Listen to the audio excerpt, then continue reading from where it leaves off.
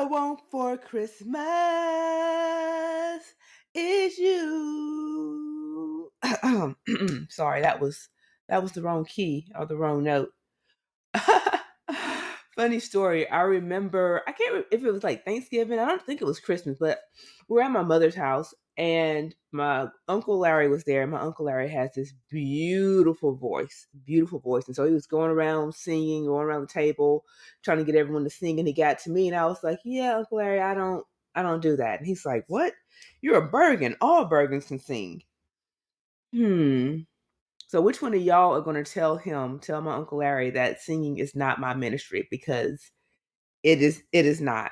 But I will break out of tune when I need to, right? Welcome to episode 106 of the Own Your Genius podcast. I am your host, attorney LaConya Murray.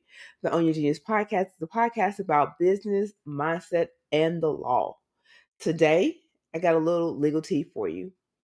And so for those of you who are new to the Own Your Genius podcast, the legal tea is when we talk about pop culture from a legal view. And that's what today's episode is all about.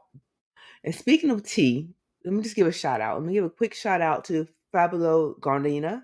And I'm pretty sure I messed her name up and I really do apologize. But I want to give her a shout out because she put me onto this tea. So they just built a Starbucks around the corner from the house. And before then, like, I never go to Starbucks. I would get gift cards and they would kind of sit around. But my daughter was like, oh, they have a Starbucks. We need to go to Starbucks, blah, blah, blah, blah, blah.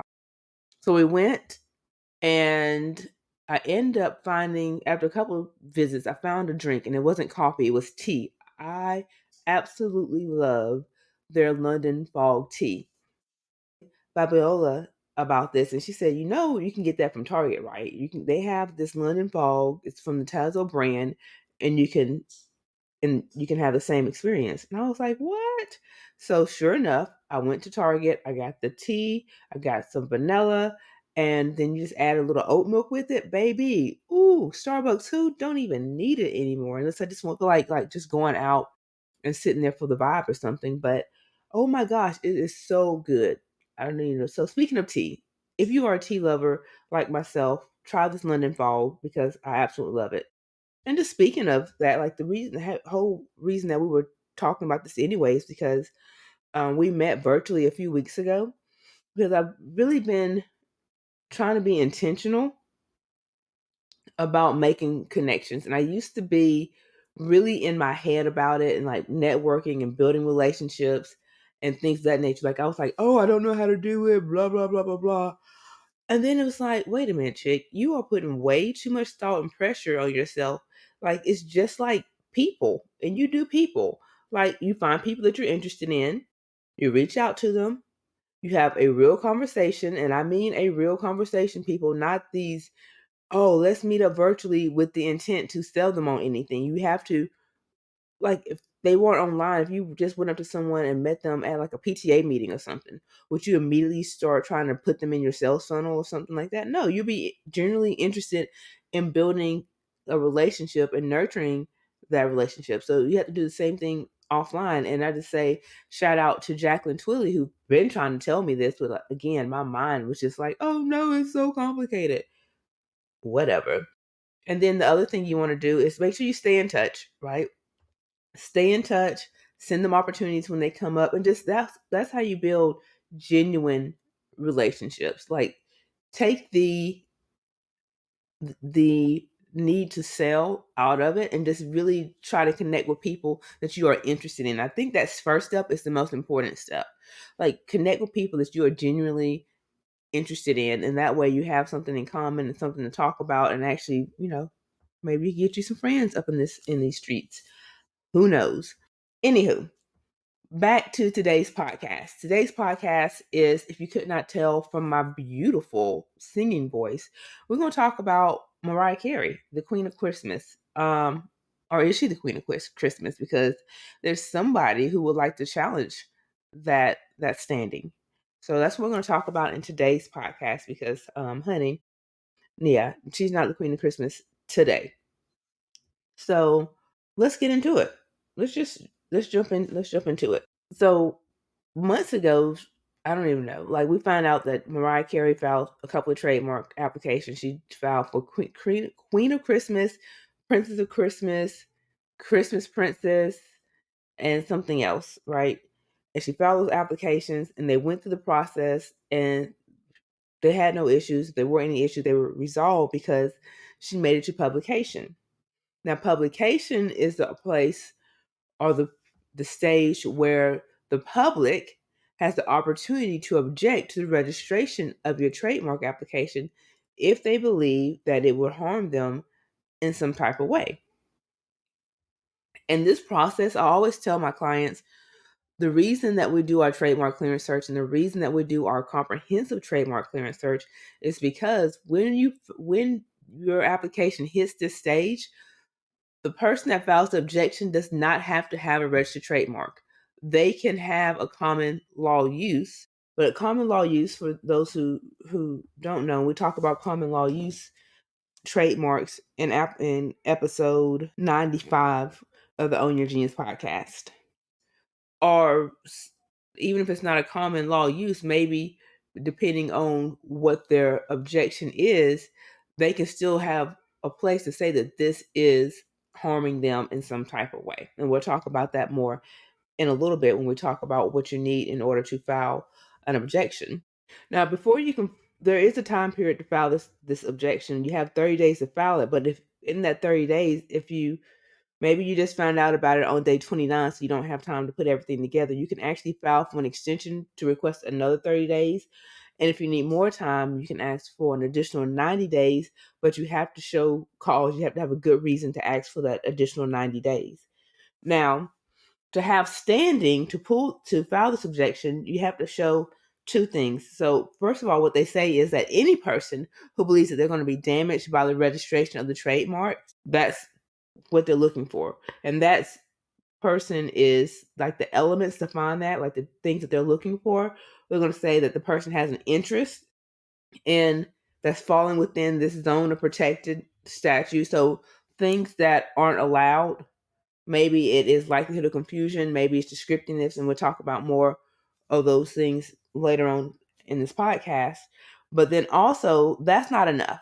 It's not enough to show that this person. So, and a good example is one that we talked about also in that same episode 95, is that it's not enough to file an objection that you were using it before they were using it, right?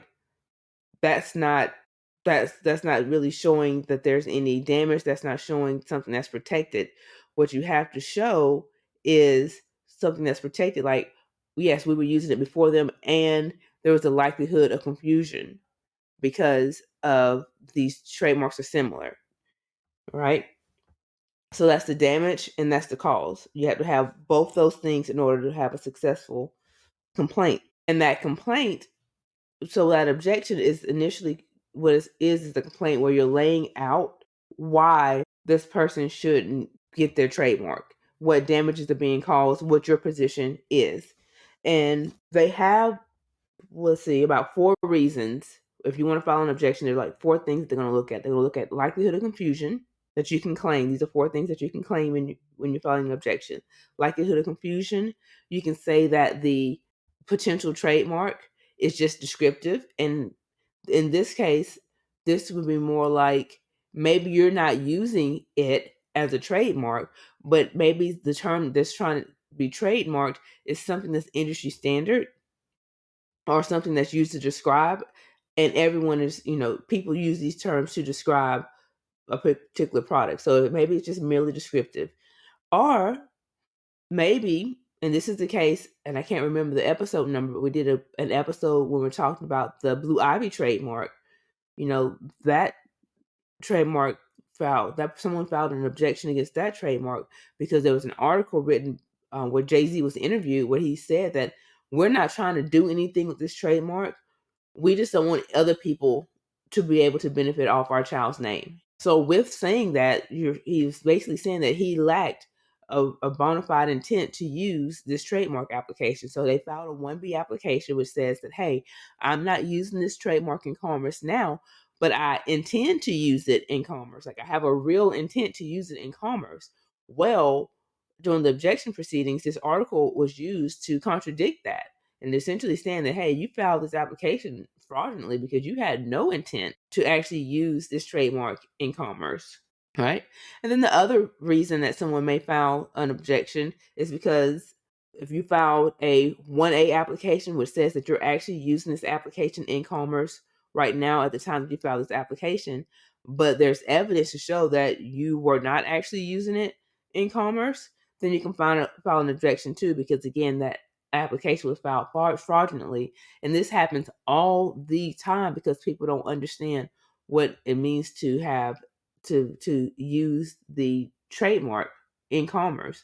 And so you'll have people file an in-use date of 2016 because that's the date that they purchased a domain, but they didn't actually launch their service until 2022. So on their application, they'll put their in-use date as 2016, but there was no use. There was just a domain. So that can be a ground for someone to say, hey, do not give these people this trademark because of this reason. Now, once this complaint is filed, the next thing is the board. So, and I'll say this as well. This complaint is all this is happening within USPTO. You're not going to a federal court or anything to file this. You're filing this because your application, it goes through the process, it's on the examining attorney's desk, and they're looking at it. Once it hits, once an objection is filed, I always say that it leaves that examining attorney's desk and it goes in front of the Trademark Trial and Appeal Board. So USPTO has their own proceeding, their own board that looks at these things in-house. So once the complaint is filed, the board is going to issue a notice to the applicant, let them know that, hey, an objection has been filed, or opposition, they call it opposition. So opposition has been filed.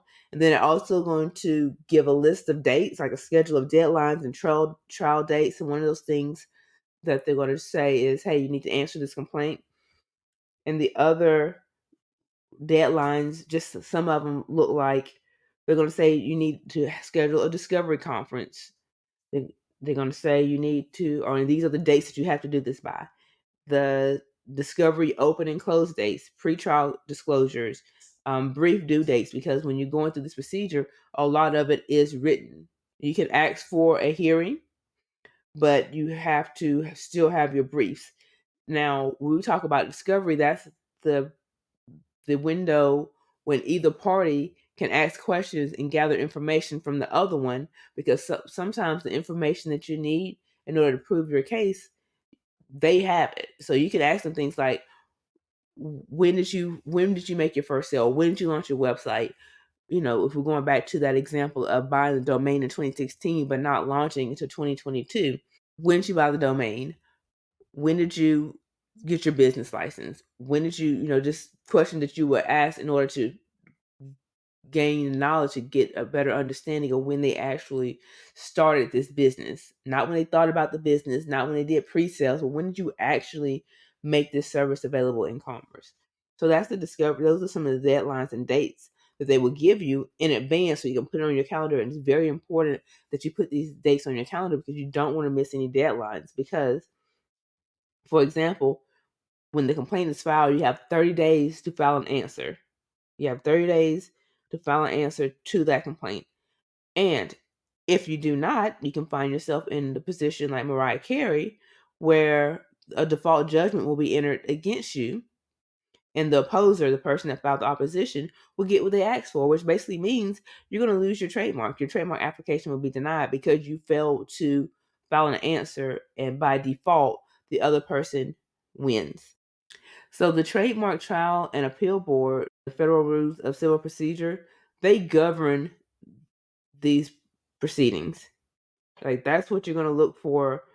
Those are the rules, because they're rules. It's litigation, people. Like, I always tell people that, because in our services, this is not included because it is civil litigation. If you've ever been a part of a civil lawsuit, then you know that it can be dragged out and it can get expensive, and it's very, very time consuming. So the Trademark Trial and Appeal Board, they recommend that you use an attorney in these proceedings. And shoot, I do too. This is a lot of work. Like, this is complicated, and if you don't know what you're doing, you could end up in worse position that you are than when you came in. Now, can we just talk about real quick? So we talked about the opposition, right? We talked about Mariah Carey's trademark applications being opposed and her not answering it, and a default judgment entered against her. But can we just talk about what this actual complaint, like the merits of this complaint? So first of all, Mariah Carey filed an application in 1, 2, let's see, 3, 4, 5, 6, 7, 8, 9, 10, 11, 12, 13, 14, 15, like 15 to 16 classes. She got them all. She has everything from music, sound recordings, which we were like, okay, yeah, that makes sense, to body and hair creams, to alcoholic beverages and wine. Like, she was doing all of the things. She intended to do all of the things. But then she got hit with a good old opposition from Elizabeth Kahn. And I don't know who Elizabeth Kahn is, but Elizabeth Kahn said that, hey, this is like, I'm going to read this from the opposition because I thought it tickled me. It tickled me. She said, listen, well, she didn't say listen. I added that on there. Well, she said, Christmas is big enough for more than one queen. And over the decades, several recording artists have been dubbed with the nickname Queen of Christmas, including Darlene Love, Brenda Lee, Elizabeth Kahn, and Mariah Carey. Like, this is a nickname that has been and will continue to be bestowed on multiple future singers for decades to come. That's how she starts this out. Like, hey, they can't just, like, this is not, when people hear Queen of Christmas, they don't just think of one person.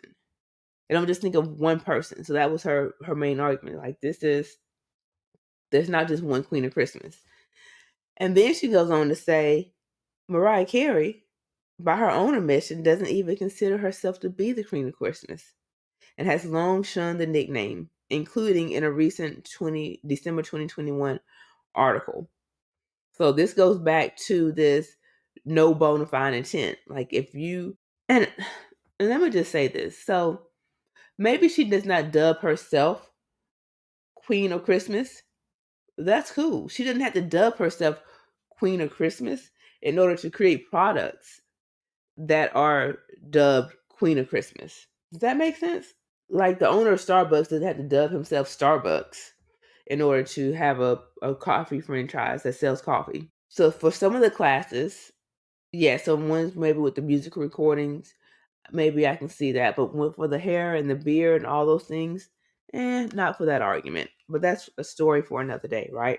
Well, Elizabeth says that Mariah Carey can't be Queen of Christmas because she is Queen of Christmas, because she is the, what did she say? She said that she is pop music's only full-time Christmas singer-songwriter and has been repeatedly dubbed the Queen of Christmas. I don't know. I don't know who she is, but maybe that's true. We'll never know, because the proceedings have ended because Mariah Carey did not respond to the opposition. Before she even gets into like the meat of it, she's like, one, too many people are being called Queen of Christmas for there to be one Queen of Christmas. And two, if there's going to be one Queen of Christmas, it's going to be me, because I'm the only person that's doing this stuff full time all year round. But then you get into the complaint itself, the grounds for opposition, and she's saying likelihood of confusion, because of Miss Khan's previous use of Queen of Christmas. And she also has articles where she's referred to as Queen of Christmas. And then she's also saying the second ground is false association, because she's dubbed Queen of Christmas, Miss Elizabeth Khan. Then if Mariah Carey is allowed to move forward with trademark registration for all of these other goods and services, there can be they can think that she, Elizabeth Khan, is the one that's promoting or behind these different goods and services, and she is not, and she does not want that false association. So those are the two reasons that she gave, and you don't have to have a lot of reasons. You can have one reason if it's good reason and supported by facts and evidence, but you have to have some reason, right? And with that being said, that's the opposition that Mariah Carey chose not to respond to. And I guess she was like, you know what? I have a lot of other things to worry about than this. Because as she said, she didn't even consider herself Queen of Christmas in the first place. So, what do you all think about this? First of all, let me know if you know who Elizabeth Kahn is. And if you let me know some of her songs, drop them in the comments. Go over to Mark Legal and leave your comments there. Or leave them down if you're watching this, if you're listening to this on YouTube, leave the comments there. Because I don't know who she is. But I don't know.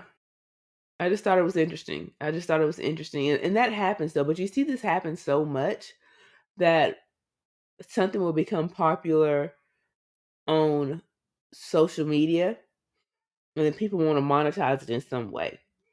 And I will say that Mariah Carey did take the right first steps, right, as far as finding the intent to use and figuring out how she was going to actually benefit and monetize this. But unfortunately, there was someone else that says, hey, I was already using it, but she was using it for recordings. And there is the argument that Mariah Carey is such a big star that she would dwarf the previous use because that person is not as known. But yeah, let me know. Let me know what you think about this whole Mariah Carey Queen of Christmas situation. And can we also get into the fact that, so this episode is airing the day before Thanksgiving. Can we also get into the fact that it is way too early? Today is not way too early, but they've been playing Christmas songs since like October. Can we all agree that Christmas songs before Thanksgiving is a no-no? Like, first of all, it's not like you have a whole lot of songs, and y'all keep playing the same songs over and over and over and over again. And each store you go into has the same music over and over again. My daughter was singing this song, the Mariah Carey "All I Want for Christmas Is You," and then it's stuck in my head. And I was like, ma'am, could we not start singing Christmas songs until after Christmas? And she gonna hit me with but you're watching Christmas movies. And I'm like, ma'am, apples and oranges here. Apples and oranges. They are two different things. You have to start the Christmas movies early so you can catch them all. And technically, I don't count the Christmas romance comedy movies. I don't count those as Christmas movies. I do start my Christmas movies after Thanksgiving, and I count things like, I don't know, Jingle Jangle, Die Hard, Almost Christmas, This Christmas, It's a Wonderful Life. Like, those are Christmas movies that I start watching after Thanksgiving. But the other stuff, they're not, I don't count those as quote, I mean, I know they have a Christmas theme. Those not really, I don't count those as Christmas movies. They're just romance. They're just little comedy that happen to take place during Christmas. I don't know. Am I wrong? Let me know. All right. Let's take this conversation over to the Mark Legal community. I want you to share this episode with 3 people and have them meet you there. But you know what to do before you go. Make sure you hit that subscribe button and rate the podcast. Until next week, I want you to keep building your business, growing your brand, and owning your genius.